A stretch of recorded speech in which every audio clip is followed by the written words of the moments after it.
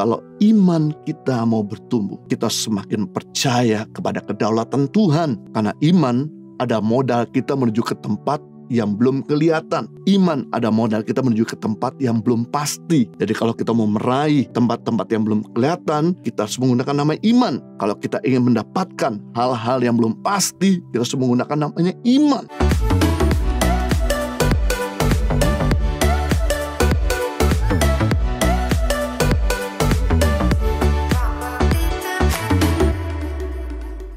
Sekalipun keadaan kita makin merosot atau semakin buruk, tapi kalau iman kita mau bertumbuh, kita semakin percaya kepada kedaulatan Tuhan. Karena iman ada modal kita menuju ke tempat yang belum kelihatan. Iman ada modal kita menuju ke tempat yang belum pasti. Jadi kalau kita mau meraih tempat-tempat yang belum kelihatan, kita harus menggunakan nama iman. Kalau kita ingin mendapatkan hal-hal yang belum pasti, kita harus menggunakan namanya iman. Markus pasal 5 ayat 25-29 adalah di situ seorang perempuan yang sudah 12 tahun lamanya menderita pendarahan. Ia telah berulang-ulang diobati oleh berbagai tabib sehingga telah dihabiskan semua yang ada padanya, namun sama sekali tidak ada faedahnya, malah sebaliknya keadaannya makin memburuk. Dia sudah mendengar berita-berita tentang Yesus, maka di tengah-tengah orang banyak itu ia mendekati Yesus dan dari belakang dan menjamah jubahnya sampai katanya, asalkan ku jamah ujung jubahnya, aku akan sembuh. Seketika itu juga berhentilah pendarahannya dan ia merasa bahwa keadaannya sudah sembuh dari penyakitnya.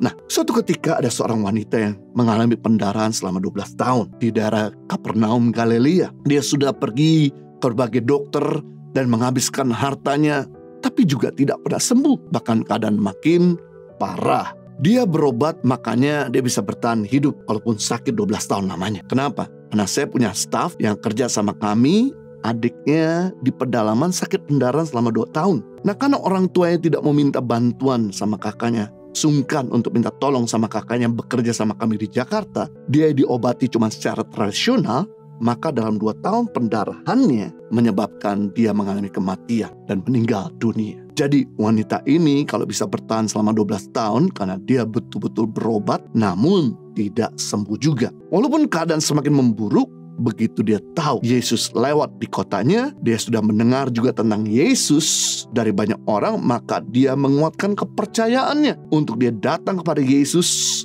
dan sambil berkata, asalkan ku jamah ujung jubahnya, maka aku sembuh. Seketika juga pendarahannya berhenti. Nah, saya mau kasih tahu bahwa wanita ini adalah orang Yahudi. Yang mayoritas orang Yahudi itu tidak percaya Yesus adalah Tuhan. Karena orang Yahudi berpikir, kok Tuhan lahir di kandang domba? Kok Tuhan berasal dari keluarga sederhana? Kok Tuhan tidak tinggal di istana dan sebagainya? Tetapi perempuan Yahudi ini justru beriman kepada Yesus. Dan wanita ini percaya kepada karakter dan kemampuan Tuhan Yesus. Sebagai hadiah kepercayaan dia kepada Tuhan Yesus, dia mengalami mujizat kesembuhan sehingga pendarahannya berhenti. Kalau dipikir-pikir, pasti sudah tidak punya harapan bagi wanita ini. Karena sudah 12 tahun dia berdoa tidak sembuh. Sudah 12 tahun dia pergi ke dokter juga tidak sembuh.